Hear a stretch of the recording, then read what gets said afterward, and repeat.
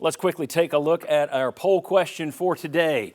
Some people have already been voting online. You can take your smartphone, point it at the QR code just below the Hearthside Bank logo there.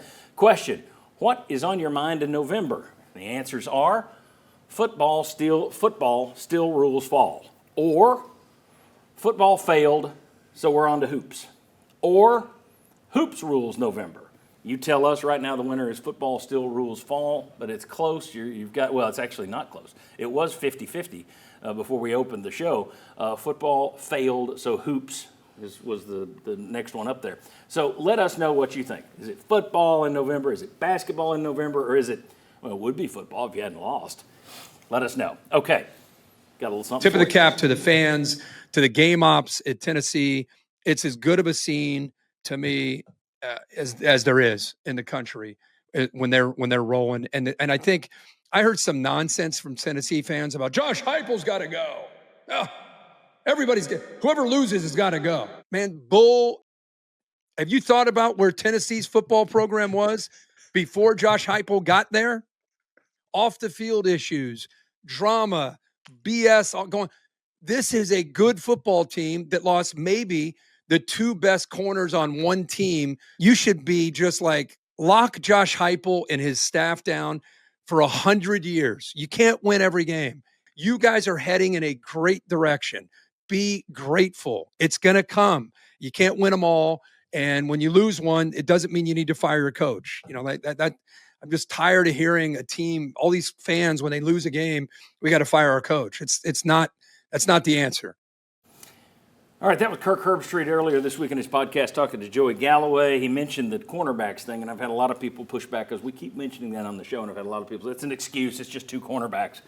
You heard Herbstreit say it there, and I will point to Iowa State, a team that opened the season 5-0. Then they lost their two top cornerbacks. They are now 5-4. So the fact that you've done what you've done without your top two corners, especially two corners who are as good as Ricky Gibson and Jermod McCoy, it's not that bad. But that was Kirk Herbstreit reacting to what he saw some Vol fans say online. Jonathan Crompton, former Vol quarterback, went on a podcast this past week, and his comment was he said that that Josh Heupel is Tennessee's James Franklin. He said, I'm not one to call for a coach's head, but he's going to win us 9 to 10 ball games a year. The odd year we'll get 11, and that's about our ceiling. Sign me up. Okay, 9, 10 wins a year and occasionally 11. Oh, boo-hoo. Yeah, you can cry about that at Alabama. You may cry about that at Georgia, Ohio State. Sorry. That's about it. Yeah, where Tennessee is right now? Yeah. No, sign me up for some more of that. But that's where we are. Tyler, is it fair, though? Josh Heupel's making $10 million a year. Mm-hmm. Is it fair for people to start talking about his ceiling? What is his ceiling? Because when you get Jonathan Crompton and many others out there, it's like, never going to win a title here. He can't win a title. I already know. I can see into the future. There's no title in his future. Is it okay to be talking about ceilings at this point because he's getting paid, or no? It's too soon. At this point on Sunday, November the 9th, no. That's like asking, has his clock started? If I was back on... You asked me Monday, and I said, yes, it has, because some fans are falling off. If you asked me that question following the results in the Swamp coming up in 2 weeks, we could revisit this conversation. So at this moment, at this time, no, I think it's ridiculous. He loses in the Swamp in 2 weeks, we can have this conversation then about where ceilings are. I'm close, I'm not there yet. I think if you lose at Florida, it has nothing to do with your ceiling. You got to tell me where the measuring stick is. I think it is immaterial. You go down there with this team and you lose, I don't think that has a dang thing to do with ceilings. And John, you can thank me later for changing my word right there. And I don't think that has anything to do with ceilings. I mean, I think you look at the entire season body of work and the fact that nobody from Tennessee has gone to Florida and win since you were a child. Correct. So to me, that is a non-ceiling factor, what happens in Florida. Look, junior in high school. So you might say you're not a ceiling fan. Yeah. Look, no, I mean, is it too early or not? No, because also 10 or 11 wins gets you to the playoffs. Yes. The world changed this last year when we went to a 12-team playoff, and it's going to go to a 16-team playoff. Yes. So maybe Jonathan Crompton's right. By the way, how many regular season wins did Ohio State have last year before they won the playoff? No, 10 regular 10 regular season wins. The world changed. You have to look at this more like the NFL, and I think a lot of people that have been around college athletics for a long time struggle to understand that the world changed. Correct.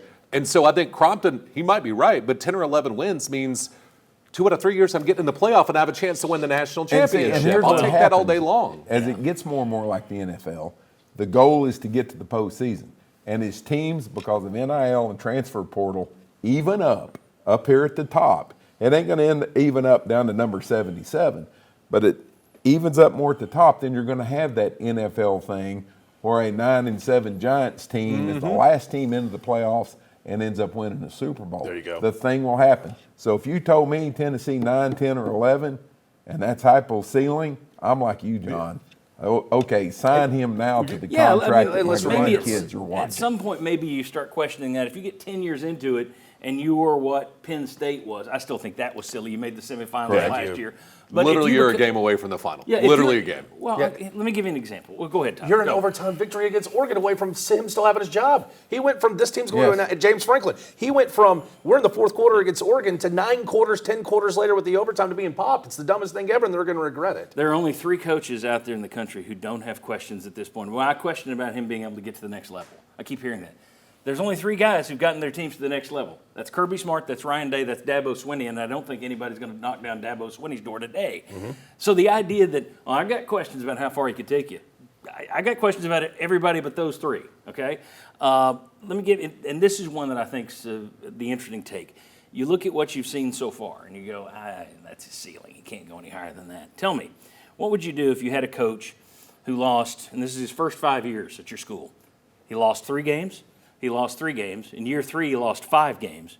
Year 4, he lost 3 games again. Year 5, he lost 4 games. You've seen his ceiling, right? No, you haven't. That's Jim Harbaugh. That's 4 years before he wins the national championship at Michigan. I don't believe these people who say, well, I can spot his ceiling. No, you can't. You don't have any clue what his ceiling is. Correct. Neither do I. We don't know. A lot of these guys get better. Some guys get worse. Dabo Swinney. Yeah. As you said, the paradigm keeps changing. The sport is changing. Next year, and we're going to talk about this a little later, but next year you're going to see the SEC change a little bit with their schedules, and now everybody's going to be playing the same chew-you-up schedule. Everybody's going to have these rough teams. You rotate it every year. So every 2 years, you're going to see everybody in this league. Then you're going to be able to see a little bit more what these guys can do when they're all playing the same teams every year. And if you want to get into it, then fine. But I think it's too early, personally. To Will's point, if they win out and finish 9-3 this year, Josh Heupel in 5 full seasons at the University of Tennessee will have averaged 9.7 wins per season. Round that up to 10, that gets you into the postseason every year. And nothing against Jonathan Crompton. I just think he's looking at the old school way, and what he's looking at as the ceiling, I think, might be the wall, right? Like the room shifted. So you have to look at things I would differently. still say, even if you still had a 4-team playoff, if 9, 10, 11 wins isn't good enough for you, I don't know what to say. Well, once again, I've I read think- so many people this week say, Heupel's just our Mark Richt. Oh, egads. gosh. How horrible that would be. And that was a singular situation where that good of a coach got canned, and they brought in a guy who did take you there. Most of the time when that happens, you put the car in reverse and go back down the other end. I would just close with this. Josh Heupel has gotten you out of bondage. You're already starting to lose faith in him.